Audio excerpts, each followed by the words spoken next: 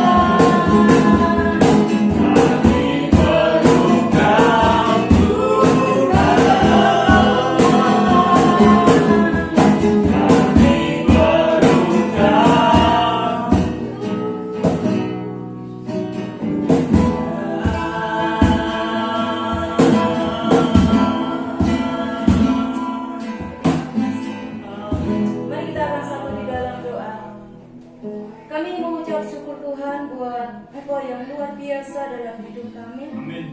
Engkau yang dahsyat atas setiap apa yang kami alami dalam hidup kami. Pada sore hari ini kesempatan yang indah kami bisa bersekutu, merasakan kehadiran-Mu di tengah-tengah kami. Kami buka kapasitas roh kami Tuhan untuk Engkau berbicara secara pribadi melalui kebenaran firman-Mu. Kamu berkati setiap kami yang ada di tempat ini, ataupun yang ada di rumah, ataupun saat ini sedang ada di manapun mereka berada Tuhan. Karena kami tahu kuasa-Mu tidak terbatas oleh ruang dan waktu. Kami menyerahkan sepenuhnya jam pemberitaan firman-Mu pada sore hari ini ke dalam tangan Engkau. Di dalam nama Yesus kami berdoa dan mengucap syukur. Haleluya. Amin. Tuhan, terima kasih. Shalom, selamat sore Bapak Ibu yang dikasihi Tuhan. Dan teman-teman semua yang ada di tempat ini, apa kabarnya? Pasti semuanya luar biasa. Katakan sama saudara kita diberkati Tuhan. Iya, amin.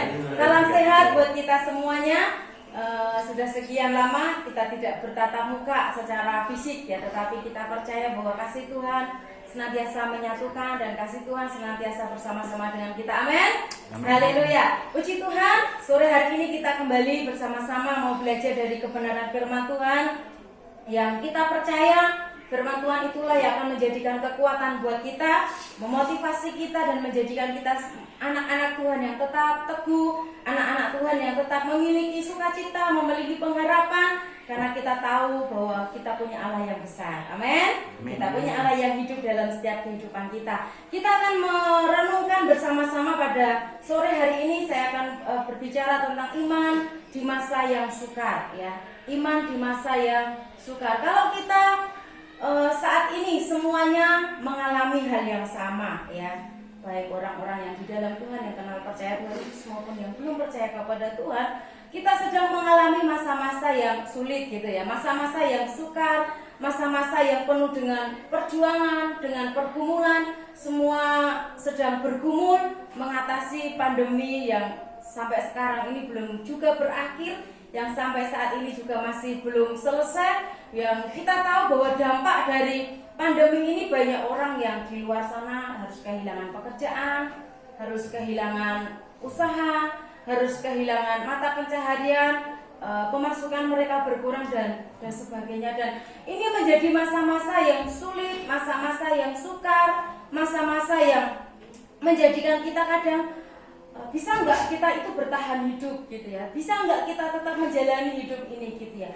Tetapi satu hal yang luar biasa, kita sebagai anak-anak Tuhan, sebagai orang-orang yang sudah diselamatkan, sebagai orang-orang yang sudah ditebus dan hidup di dalam Tuhan, bahwa kita punya pengharapan, kita punya keyakinan, kita punya satu iman, yaitu iman kepada Tuhan Yesus, yang mau tidak mau di masa-masa ini, masa-masa yang saat ini kita jalani ini, iman itu tetap harus terjaga, iman itu harus tetap ada, iman itu tetap utuh di dalam hidup kita ya.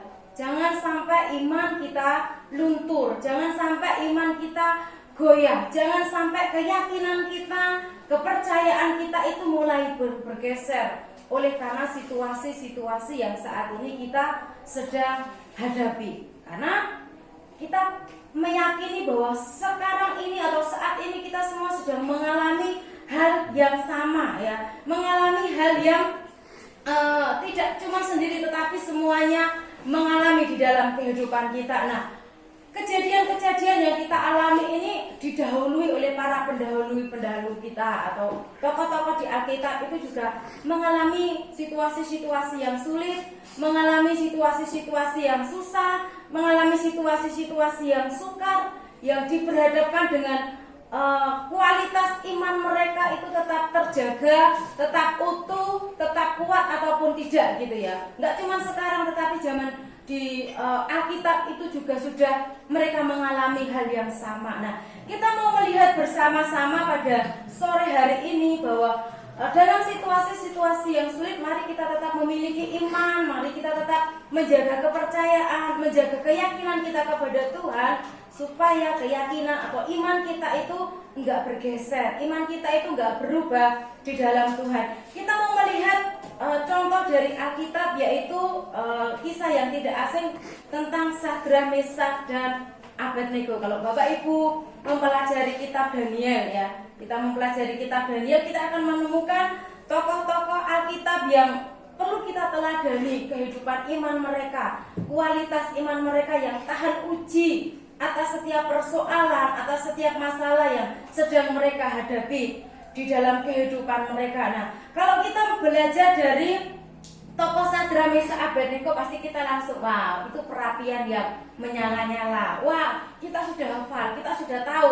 cerita atau kisah daripada Sadra Mesa dan Abednego. Tapi kita mau melihat atau kita mau meneladani bersama-sama bagaimana ketiga orang ini, ya kalau di pasal yang pertama ini sampai ke 4 orang, salah satunya adalah Daniel ya. Bagaimana mereka tetap iman mereka tetap kuat, iman mereka tetap teguh, iman mereka tidak bergoyang, iman mereka nggak bergeser oleh karena situasi, oleh karena keadaan yang menghimpit mereka. Bahkan Sadra Mesa Abednego itu diberadakan dengan mau di depan mereka, tetapi iman mereka tetap berkualitas, iman mereka tidak berubah, iman dan kepercayaan mereka itu tetap, pokoknya hanya Tuhan satu-satunya. Kita mau melihat rahasia yang dimiliki oleh ketiga orang ini ya. Jadi mari kita bersama-sama miliki iman yang berkualitas di tengah-tengah situasi atau masa-masa yang sulit atau masa-masa yang sukar yang saat ini kita sedang hadapi bersama-sama. Tetap miliki keyakinan, tetap iman kita teguh, tetap iman kita nggak goyah, teman kita tetap kuat dalam situasi-situasi yang sulit. Nah, bagaimana supaya kita tetap memiliki iman yang kuat? Bagaimana kita tetap memiliki iman yang teguh? Bagaimana kita tetap memiliki iman yang tidak bergoyang atau tidak goyah di tengah-tengah masa-masa atau di saat-saat kita menghadapi persoalan-persoalan hidup yang ada di depan kita? Kita mau melihat dari keteladanan Sadra Mesa dan Abednego. Yang pertama, kita akan membuka dan membaca di dalam Daniel pasal yang pertama.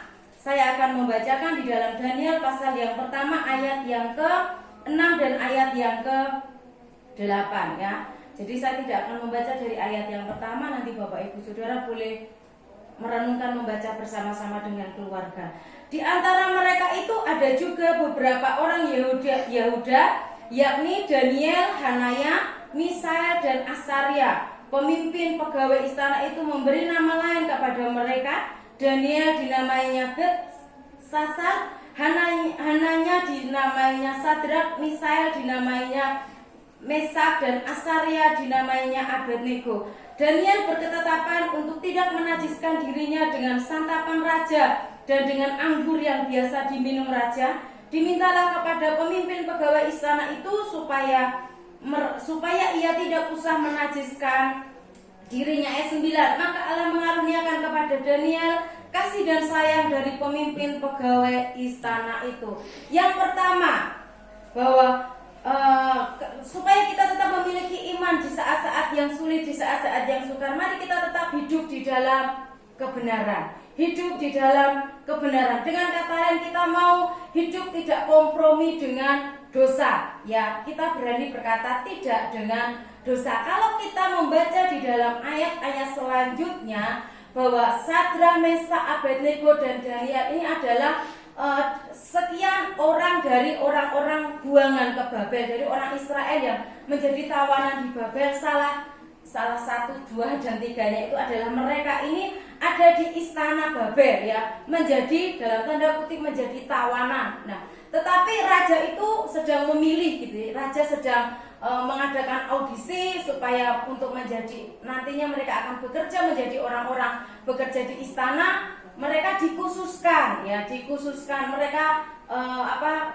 raja memerintahkan untuk memilih beberapa orang ya, mungkin sekitar 10 gitu ya. Dan diantaranya itu adalah Daniel, Sadrak, Mesak dan Abednego. Perintah raja itu mutlak harus dilakukan ya, dikatakan kasih mereka makanan yang enak-enak, jamu mereka, beri segala sesuatu supaya mereka bertumbuh subur ya, supaya mereka itu bertumbuh sehat, gemuk dengan gizi yang bagus, dengan gizi yang seimbang. Pokoknya kasih mereka yang hidangkan mereka yang baik-baik. Itu tintah raja di ayat-ayat selanjutnya. Tetapi ketetapan hati yang luar biasa dari mereka ini dikatakan ayat yang ke-6, dikatakan di antara mereka itu ada juga beberapa orang Yehuda, yakni Daniel, Hanaya dan saya akan langsung ayat yang ke-8. dikatakan Daniel berketetapan untuk tidak menajiskan dirinya dengan santapan raja dan dengan anggur yang biasa diminum raja. Dimintalah kepada pemimpin pegawai istana itu supaya ia tidak usah menajiskan dirinya. Ada satu komitmen yang Daniel atau Sadra Mesa Abednego lakukan ketika mereka ada di istana Babel, ketika mereka sedang di karantina, dipersiapkan untuk menjadi pegawai daripada di istana Babel. Mereka dipersiapkan sedemikian rupa, tetapi keempat orang ini memiliki satu komitmen bahwa mereka tidak mau menajiskan dirinya dengan makan makanan raja. Kenapa? Ya padahal makanannya enak-enak, segala sesuatunya dipersiapkan, karena mereka tahu bahwa apa yang dihidangkan kepada raja itu adalah sudah dipersembahkan kepada berhala gitu ya. Istilahnya tidak murni ya, itu sudah enggak, menurut mereka itu saya mendingan pilih makanan sayur-sayuran ya, vegetarian seperti itu ya pilihan mereka. Bahkan pegawai istana sampai ngomong, "Nggak bisa, ini perintah raja harus dilakukan, nanti aku bagaimana?" Ya sudah ya, akhirnya diambil jalan tengah. Ya sudah, nggak apa-apa, berikan kami sayur-sayuran, daging dan segala macam itu kamu makan aja. Nanti lihat waktunya siapa yang lebih baik, mereka atau kami ya. Itu komitmen yang mereka jalankan. Nah, di sini ada kata-kata ayat yang ke-8, berketetapan ya. Ada kata-kata berketetapan hati, artinya mereka itu punya keteguhan ya. Punya keteguhan ya, atau tetap hati ya, keteguhan atau tetap hati menghadapi segala tantangan dan rintangan, atau dikatakan tidak berubah ya, dan atau tidak tergoda ya. Jadi mereka menyadari bahwa mereka hidup di dalam Tuhan, mereka nggak mau mencemari hidupnya dengan hal-hal yang tidak menyukakan hati Tuhan. Jadi Sadra, Mesa, Abednego adalah mereka orang-orang yang dikhususkan. Mereka benar-benar menjaga hidupnya untuk tetap hidup di dalam kebenaran. Mereka menjaga hidupnya supaya tetap berkenan kepada Tuhan, supaya tetap layak kepada Tuhan, supaya tetap hidupnya itu mendapatkan sesuatu yang lebih di mata Tuhan. Mereka mau melakukan itu, mereka mau berkomitmen, nggak mau menajiskan hidupnya dengan perkara-perkara yang lain. Nah, mari kita mau belajar bersama-sama dari kehidupan Sadra, Mesa dan Abednego ini. Kalau kita mau memiliki iman tetap di dalam Tuhan dalam masa-masa yang sukar, tetapkanlah hati kita untuk kita itu hidup sesuai dengan kebenaran firman Tuhan. Mari kita mau belajar berkata tidak kepada hal-hal yang itu akan mencemari hati nurani kita. Ya mungkin saya nggak akan menjelaskan panjang lebar apa itu. Kita sudah tahu bahwa ketika kita hidup di dalam Tuhan, mari kita mau tanggalkan kehidupan yang tidak berkenan kepada Tuhan, supaya kita apa? Hidup kita sungguh-sungguh mempermuliakan nama Tuhan. Jadi keempat orang ini tidak tergoda. Dia nggak peduli apa kata pegawai istana, dia tidak peduli apa yang dikatakan raja. Tapi satu hal yang mereka tahu, bahwa ketika hidup mereka di dalam Tuhan, mereka mau menyenangkan hati Tuhan. Ya, orang-orang yang memiliki iman yang besar, iman yang teguh, iman yang tangguh adalah orang-orang yang tetap hidup di dalam kebenaran firman Tuhan. Mari kita mau belajar bersama-sama tetap menjaga hidup kita benar di hadapan Tuhan. Kita mau berusaha membentengi hidup kita. Bagaimana supaya hidup kita itu tetap hidup di dalam kebenaran? Ya, milikilah kesetiaan kita kepada Tuhan. Milikilah ketaatan kita kepada Tuhan, supaya kita dimampukan untuk menjalani hidup kita, dan kita bisa melihat bagaimana perkara-perkara yang ajaib Tuhan itu nyatakan di dalam hidup kita. Jadi yang pertama ya, supaya kita tetap memiliki iman, supaya kita tetap kepercayaan kita itu tetap teguh di masa-masa yang sulit, kita mau tetap hidup di dalam kebenaran firman Tuhan, hidup di dalam rencana Tuhan, hidup di dalam anugerah Tuhan. Yang selanjutnya ayat yang Daniel pasal yang ketiga, ayat yang ke-16 dan ayat yang sampai ayat yang ke-18 ya. Di sini dikatakan, lalu Sadrak, Mesak dan Abednego menjawab Raja Nebukadnezar, tidak ada gunanya kami memberi jawab kepada tuanku dalam hal ini. Jika Allah kami yang kami puja sanggup melepaskan kami, maka ia akan melepaskan kami dan dari perapian yang menyala-nyala itu, dan dari dalam tanganmu ya Raja. Tetapi seandainya tidak, hendaklah Tuanku mengetahui ya Raja, bahwa kami tidak akan memuja dewa Tuanku dan tidak akan menyembah patung emas yang Tuanku dirikan itu. Yang kedua, di dalam pasal yang ketiga ini Raja Nebukadnezar itu membuat sebuah patung emas ya, dan memerintahkan kepada semua rakyat bahwa mereka harus menyembah kepada patung buatan Raja Nebukadnezar ya. Tadi saya katakan bahwa perintah raja itu mutlak dilakukan ya. Kalau enggak pasti ada hukumannya. Kalau tidak pasti ada resiko yang harus mereka ambil ya. Ketika titah itu diberikan atau perintah itu diberikan kepada rakyat di Babel bahwa barang siapa yang tidak menyembah kepada patung akan dimasukkan ke dalam perapian, akan dihukum gitu ya. Nah, kita melihat bahwa Sadrak, Mesak dan Abednego ini dia enggak taat kepada raja gitu ya. Ketika sangkakala dibunyikan, ya nggak tahu bunyinya sangkakala seperti apa. Jadi sangkakala pertama dibunyikan, semua rakyat itu sujud menyembah ya, sujud menyembah. Tiga orang ini nggak menyembah kepada patung yang dibuat oleh Nebukadnezar ya.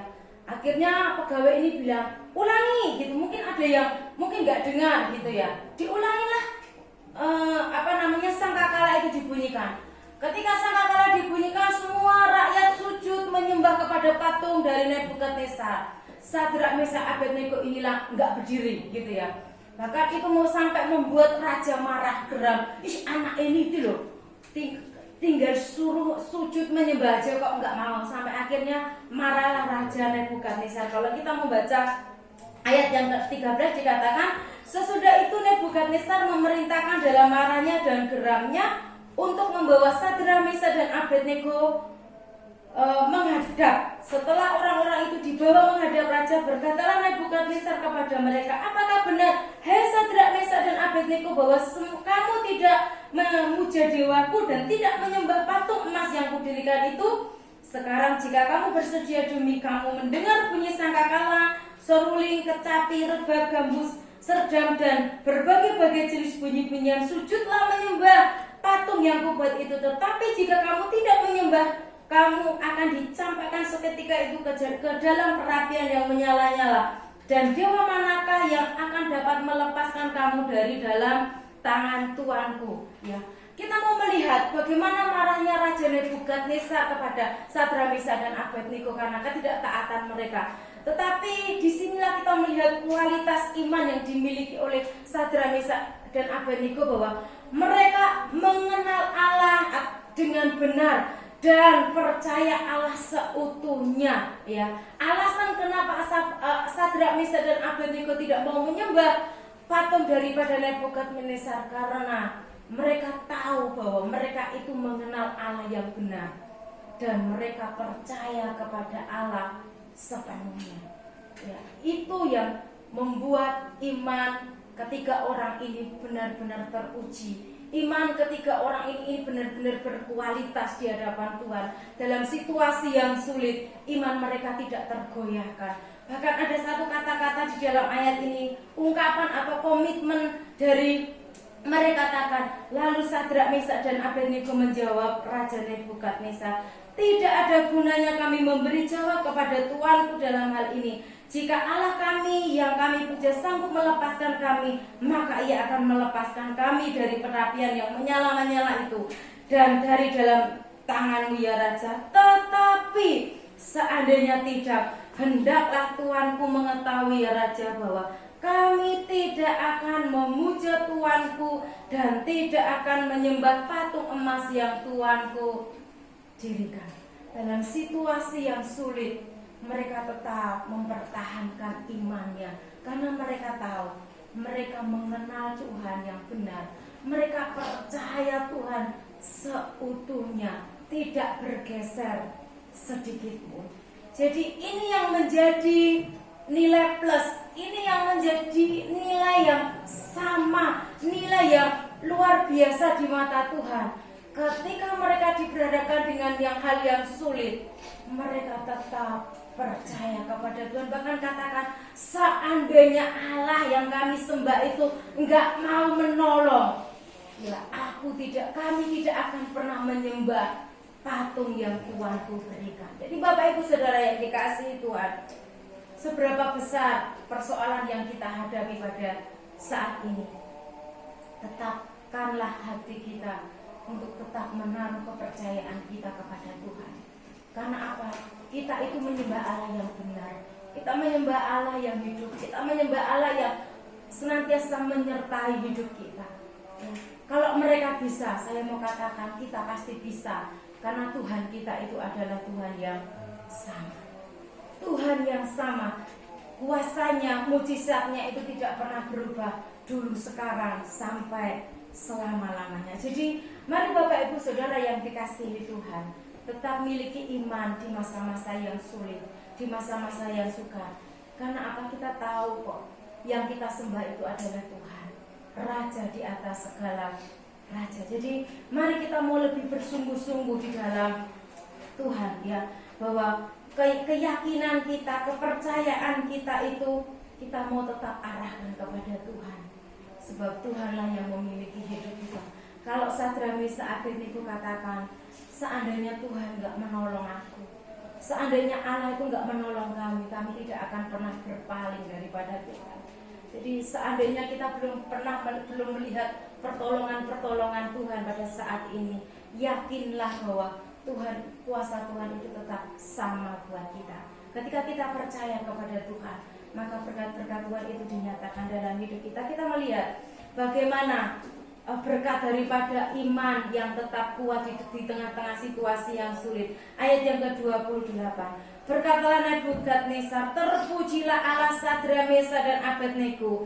Ia telah mengutus malaikatnya dan melepaskan hamba-hambanya yang telah menaruh percaya kepadanya dan melanggar titah raja, dan yang menyerahkan tubuh mereka karena mereka tidak mau memuja dan menyembah Allah manapun kecuali Allah mereka. Sebab itu aku mengeluarkan perintah bahwa setiap orang dari bangsa, suku bangsa atau bahasa manapun yang mengucapkan penghinaan terhadap Allahnya Sadra, Mesa dan Abednego akan dipenggal-penggal dan rumahnya akan dirobohkan menjadi timbunan puing, karena tidak ada Allah lain yang dapat melepaskan secara demikian itu. Lalu raja memberikan kedudukan tinggi kepada Sadra, Mesa dan Abednego di wilayah Babel. Bapak Ibu yang dikasihi Tuhan, ketika kita tetap mempertahankan iman, ketika kita tetap memiliki iman yang kuat, iman yang teguh, kepercayaan kita tidak berubah di dalam Tuhan, Tuhan akan memberkati kita jauh melampaui apa yang kita pikirkan, jauh melampaui apa yang kita butuhkan, jauh melampaui apa yang saat ini sedang kita gumulkan. Ketika kita tetap percaya kepada Tuhan, ketika kita tetap hidup di dalam kebenaran dan iman kita tetap teguh di dalam Tuhan, maka kemuliaan demi kemuliaan itu akan dinyatakan dalam hidup kita. Berkat demi berkat itu akan dicurahkan di dalam hidup kita. Maka kita akan diangkat lebih lagi di dalam Tuhan ketika kita hidup terus di dalam Tuhan. Sekali lagi saya mau katakan, Allah yang Sadra, Mesa sembah sama Allah yang kita sembah saat ini itu adalah sama. Jadi kalau mereka ditolong oleh Tuhan, mereka diberkati oleh Tuhan karena iman mereka. Ketika kita memiliki iman yang sama, iman yang tidak berubah, iman yang tetap, iman yang teguh, maka berkat-berkat Tuhan itu juga akan dinyatakan di dalam kehidupan kita. Amin. Jadi jangan khawatir, jangan takut, jangan bimbang, karena kita punya Tuhan yang besar. Allah kita Allah yang hidup, Allah kita Allah yang tidak mati. Ketika kita tetap percaya kepada Tuhan seutuhnya, mengenal Allah dengan benar di dalam hidup kita, maka berkat-berkat Tuhan itu dinyatakan dalam hidup kita. Amin. Mari kita akan berdoa, kita akan bersyukur kepada Tuhan. Kita akan angkat satu pujian, Engkaulah perisaiku. Ya, jadi di tengah badai apapun Tuhan itu akan senantiasa menyertai kita. Kita akan tetap berdiri, kita akan tetap memandang kepada kebesaran dan kedaulatan Tuhan. Jadikan pujian ini sebagai doa kita.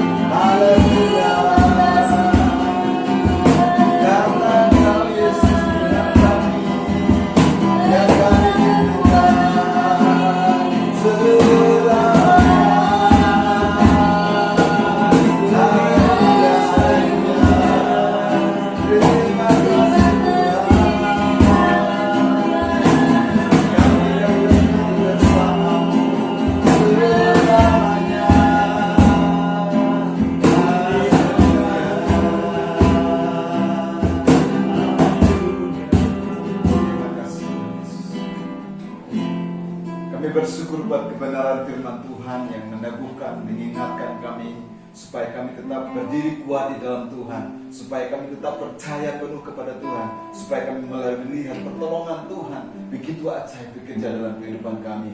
Berkati jemaat-jemaatmu yang ada di tempat ini dengan kekuatan Tuhan, yang ada di rumah dengan kekuatan Tuhan, dengan anugerah Tuhan, dengan pertolongan Tuhan, sehingga mereka dimampukan Tuhan untuk melewati hari demi hari bersama dengan Tuhan.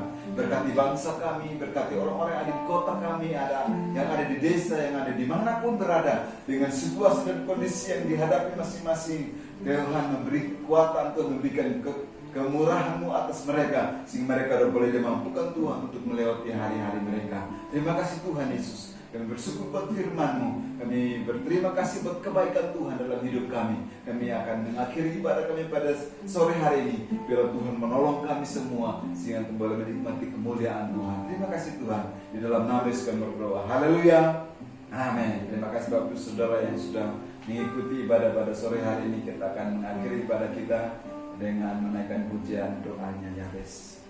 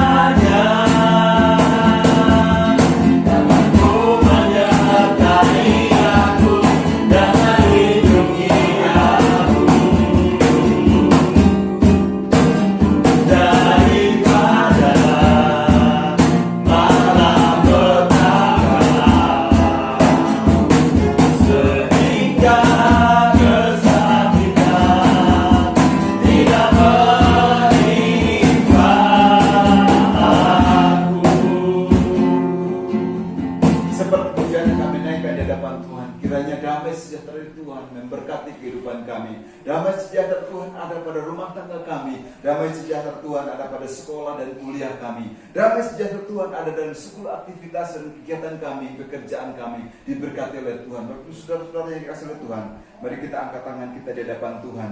Diberkatilah engkau di rumah, diberkatilah segala usaha saudara, dan diberkatilah semua kesehatan dan anugerah Tuhan melimpah dalam kehidupan kita. Berkat ini kita terima di dalam nama Bapa, Putra dan Roh Kudus. Haleluya. Amin. Tuhan Yesus memberkati Bapak Saudara-saudara. Kita bertemu lagi di minggu yang akan datang. Amin.